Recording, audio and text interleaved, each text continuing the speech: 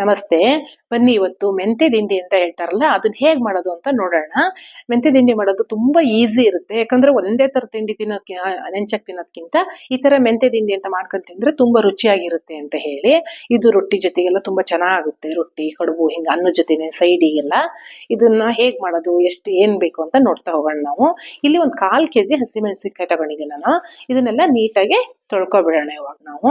ಹಾಗೆ ನನ್ನ ಚಾನಲ್ ಯಾರ್ಯಾರು ಸಬ್ಸ್ಕ್ರೈಬ್ ಮಾಡ್ಕೊಂಡಿಲ್ಲ ಆದಷ್ಟು ಬೇಗ ಸಬ್ಸ್ಕ್ರೈಬ್ ಮಾಡ್ಕೊಳ್ಳಿ. ಹಾಗೆ ಪಕ್ಕದಲ್ಲಿರೋ ಬೆಲ್ ಬಟನ್ನ ಪ್ರೆಸ್ ಮಾಡಿ ಮತ್ತೆ ಶೇರ್ ಮಾಡಿ ಮತ್ತೆ ಲೈಕ್ ಮಾಡಿ.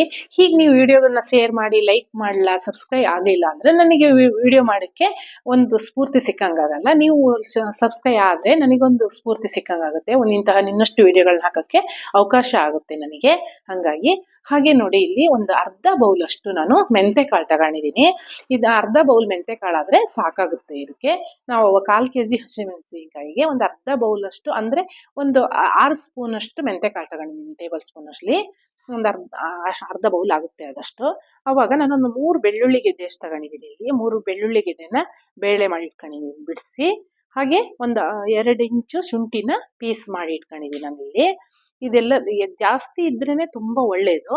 ಇದಕ್ಕೆ ಮೆಂತೆ ದಿಂಡಿಗೆ ಸ್ವಲ್ಪ ಬೆಳ್ಳುಳ್ಳಿ ಮತ್ತೆ ಶುಂಠಿ ಜಾಸ್ತಿ ಬೇಕು. ಒಂದು ಅಷ್ಟು ಮೆಂತೆ ಕಾಳಿಗೆ ಅಷ್ಟು ಹಸಿಮೆಣಸಿನಕಾಯಿಗೆ. ಹಾಗೆ ಮೆಣಸಿನಕಾಯಿನೂ ಕೂಡ ಸ್ವಲ್ಪ ಎಳೆದ್ ತಗೊಳ್ಳಿ ಚೆನ್ನಾಗುತ್ತೆ. ತೀರಾ ಖಾರ ಇದ್ರೆ ಅಷ್ಟು ಚೆನ್ನಾಗಲ್ಲ ಅಂತ ಹೇಳಿ, ಸ್ವಲ್ಪ ಎಳೆದಾದ್ರೆ ತುಂಬಾ ಚೆನ್ನಾಗುತ್ತೆ ಅಂತ ಹೇಳಿ.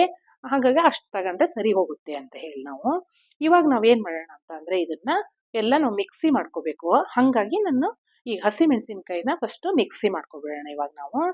ನೋಡಿ ಇಲ್ಲಿ ನಾನು ಮಿಕ್ಸಿ ಜಾರಿಗೆ ಹಸಿಮೆಣಸಿನಕಾಯಿನ ಪೀಸ್ ಮಾಡಿ ಹಾಕಂತ ಇದೀನಿ. ಇಡೀ ಹಸಿಮೆಣಸಿನಕಾಯಿ ಹಾಕಿದ್ರೆ ಮಿಕ್ಸಿಯಲ್ಲಿ ತುಂಡಾಗಕ್ಕೆ ಕಷ್ಟ ಆಗುತ್ತೆ. ಅದು ಇಡೀದ್ ಹಂಗೆ ಮೇಲ್ ಬಂದ್ಬಿಡುತ್ತೆ. ಹಾಗಾಗಿ ನಾನು ಈ ಮೆಣಸಿನಕಾಯಿನ ಸ್ವಲ್ಪ 2 ಭಾಗ ಮಾಡಿ ಹಾಕಂತ ಇದೀನಿ ನೋಡಿ. ಈ ತರ ಎಲ್ಲ 2 ಭಾಗ ಮಾಡಿ ಹಾಕೊಳ್ರಿ. ಅವಾಗ ಅದು ಮಿಕ್ಸಿ ಆಡಕ್ ಚೆನ್ನಾಗುತ್ತೆ ಅಂತ. ಇದಕ್ಕೆ ನನಗೆ 1 ಹಿಡಿಯಷ್ಟು ಉಪ್ಪು ಬೇಕಾಗುತ್ತೆ.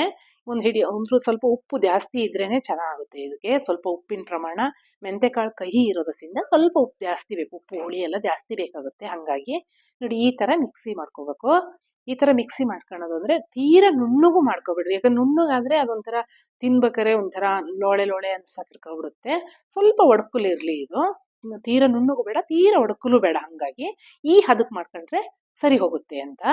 ನೋಡಿ ಈ ತರ ಮಾಡ್ಕೊಳ್ಳಿ ಕರೆಕ್ಟಾಗಿ ಸರಿ ಆಗುತ್ತೆ. ನೋಡ್ಬೋದು ಅವಾಗ ನೀವು ಅನ್ಕೊಂತ ಇರ್ಬೋದು ಮೆಣಸಿನ್ಕಾಯಿ ಇಷ್ಟೊಂದಿತ್ತು ಅಂತ ಹೇಳಿ. ಇಲ್ಲ ಇಷ್ಟೇ ಆಗೋದದು, ಸ್ವಲ್ಪ ಆಗುತ್ತೆ. ಆದ್ರೆ ನೀರು ಹಾಕಿದಾಗ ನಾವು ತೆಳು ಆಗುತ್ತೆ. ಅದು ಸ್ವಲ್ಪ ತೆಳು ಮಾಡಿ ಜಾಸ್ತಿ ಮಾಡ್ಬೇಕು. ಯಾಕಂದ್ರೆ ಮೆಂತೆಕಾಳು ಕೂಡ ನೆನಿಬೇಕಲ್ಲ.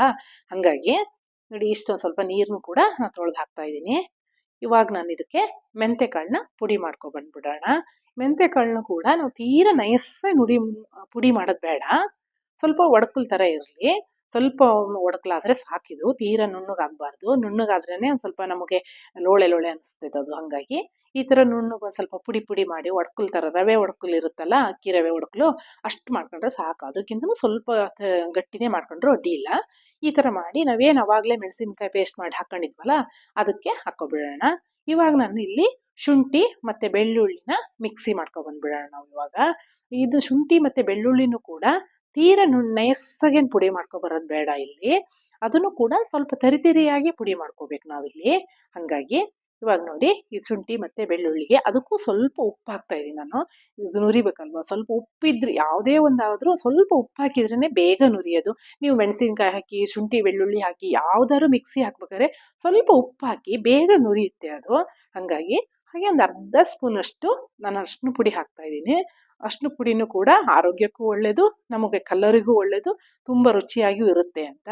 ಇವಾಗ ನಾನೇನು ಆವಾಗ ಹೇಳಿದ್ನಲ್ಲ ಹಸಿಮೆಣಸಿನಕಾಯಿ ಪೇಸ್ಟ್ ಎಲ್ಲ ಮಾಡ್ಕೊಂಡಿದ್ದೆ ಮತ್ತೆ ಮೆಂತ್ಯದೆಲ್ಲ ಹಾಕಿದ್ನಲ್ಲ ಅದಕ್ಕೆ ಇದನ್ನ ಹಾಕ್ಬಿಟ್ಟೋಣ. ಇವಾಗ ನಾವು ಅಲ್ಲೇನು ಪೇಸ್ಟ್ ಬಂದ್ವಲ್ಲ ಅದನ್ನ ಇದಕ್ಕೆ ನಾನು ಮತ್ತೆ ಹಾಕ್ತಾ ಇದ್ದೀನಿ ನೋಡಿ.